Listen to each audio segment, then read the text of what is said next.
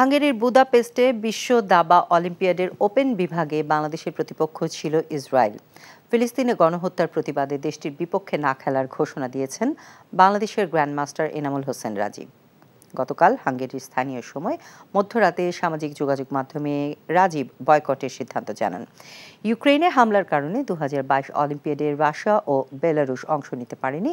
ফিলিস্তিনের মাটিতে গণহত্যা চালিয়ে কিভাবে এবারের আসরে ইসরায়েল অংশ নিচ্ছে সেই প্রশ্নটি রাখেন রাজীব। দাবা অলিম্পিয়াডে এক রাউন্ডে এক দেশের 4 দাবাড়ু খেলেন। আজ 10ম রাউন্ডে বাংলাদেশ তৃতীয় বোর্ডে রাজীবের নাম জমা দিয়েছে। রাজীব না খেললে ইসরায়েল ওই বোর্ডে সরাসরি পয়েন্ট পাবে।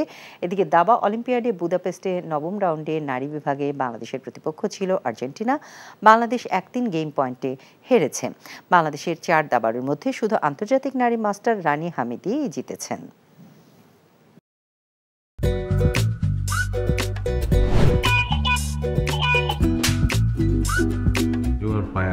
লোকটা একটু মেন্টাল।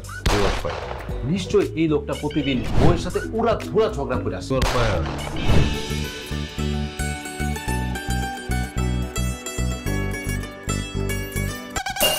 এটা কি? হ্যাঁ, এটা কি পেঁপের জুস নাকি ভাতের মার? করলার জুস আবার কেন? কালকে খেলাম। ডাক্তার তোমাকে 3 বেলা খেতে বলছে, আমি সেখানে 1 বেলা দিচ্ছি। 3 বেলা করে দিব?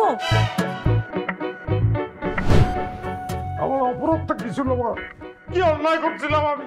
এরকম চিৎকার চেঁচামেচি করলে সোজা দারোয়ানের রুমে পাঠিয়ে দিব। খুবই সুন্দর লাগছে। ওটা আমি না, ওটা প্রমা। আসসালামু আলাইকুম দুলা ভাই, কেমন আছেন? ডার্লিং, আসো তাড়াতাড়ি আসো।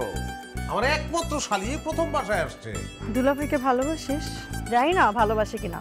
মা, থ্যাংক ইউ তোমারে এত সুন্দর এত ভালো একটা বউ জুটায় দেওয়ার জন্য। তুমি এমন সুন্দর, যে কোনো ছেলে তোমাকে একবার দেখলেই প্রেমে পড়ে যাবে। কি ডার্লিং, কফি খাওয়া?